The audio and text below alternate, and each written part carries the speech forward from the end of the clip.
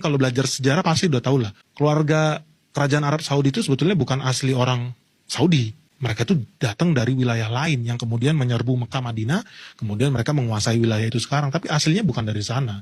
Mereka ya kebetulan aja dapat backing yang bagus, momen yang bagus, kemudian bisa menguasai wilayah yang dinamakan dengan Saudi Arabia sekarang ini.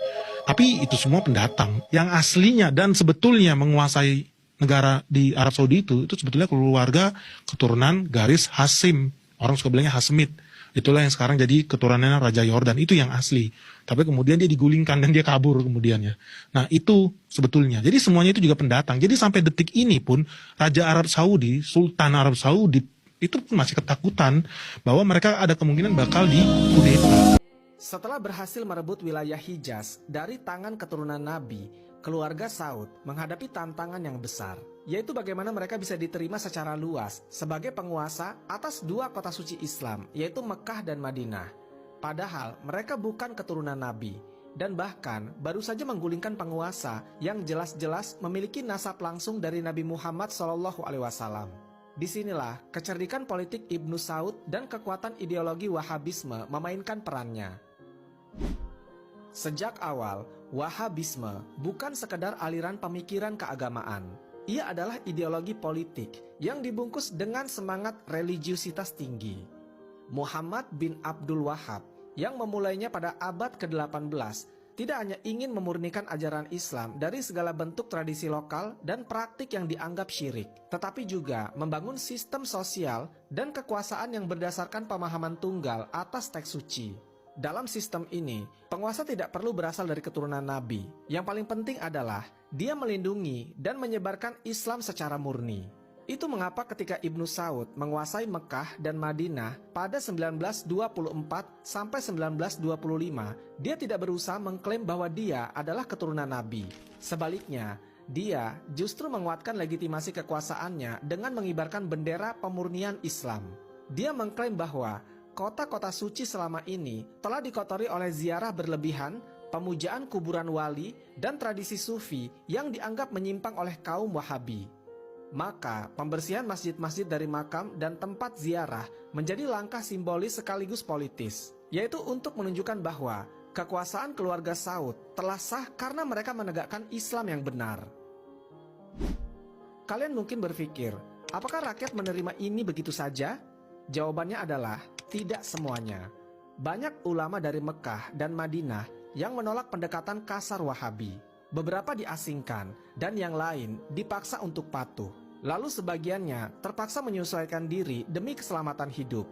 Tapi perlu diingat, saat itu Ibnu Saud sudah punya kekuatan militer yang besar, ditambah para pendukung fanatik dari kalangan Ikhwan, kelompok milisi bersenjata yang sangat setia pada Wahabisme.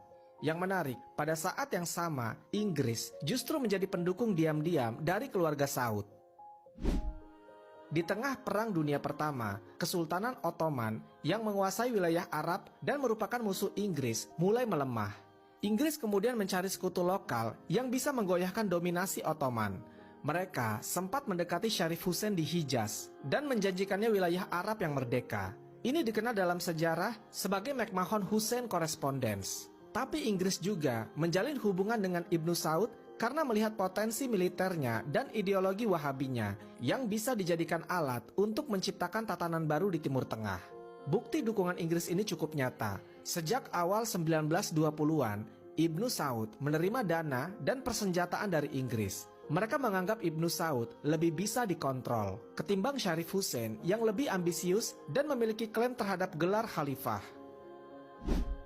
Ketika Ibnu Saud menyerbu Hijaz dan menggulingkan Syarif Hussein, Inggris tidak melakukan perlawanan berarti. Justru sebaliknya, mereka memberikan ruang politik agar Ibnu Saud bisa memantapkan kekuasaannya. Pada tahun 1932 menjadi momen yang penting. Ibnu Saud memproklamirkan berdirinya negara baru yang bernama Al-Mamlakah Al-Arabiyah As-Saudiyah atau Arab Saudi. Ini satu-satunya negara di dunia yang dinamai dari nama keluarga penguasanya. Sebuah langkah yang secara simbolik menunjukkan bahwa negeri ini adalah milik keluarga Saud, bukan milik seluruh umat Islam, apalagi milik keturunan Nabi Muhammad SAW. Setelah proklamasi, Ibnu Saud terus memperkuat kekuasaannya dengan menciptakan sistem yang menggabungkan otoritas kerajaan dan kekuasaan ulama Wahabi. Dalam sistem ini, keluarga Saud mengatur urusan politik dan ekonomi, sedangkan ulama Wahabi mengurus hukum dan moral masyarakat. Dua kekuatan ini saling menopang. Para ulama memberi stempel halal atas kekuasaan raja, sementara raja memberikan wewenang kepada ulama untuk mengontrol kehidupan sosial, termasuk pendidikan, media, dan perilaku warga. Dengan kontrol penuh atas dua kota suci, sumber kekayaan minyak yang mulai ditemukan sejak 1938, dan dukungan politik dari Barat, keluarga Saud berhasil memperkuat posisi mereka secara global. Tapi sekali lagi, semua ini terjadi tanpa mereka harus mengaku sebagai keturunan Nabi Muhammad SAW. Bahkan, mereka sangat hati-hati dalam narasi publik agar tidak membuat klaim-klaim semacam itu.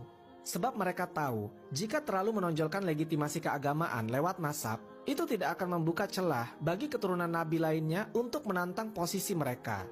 Sebagai contoh, keluarga Hashemid, keturunan Nabi yang dulu berkuasa di Hijaz, masih eksis hingga hari ini.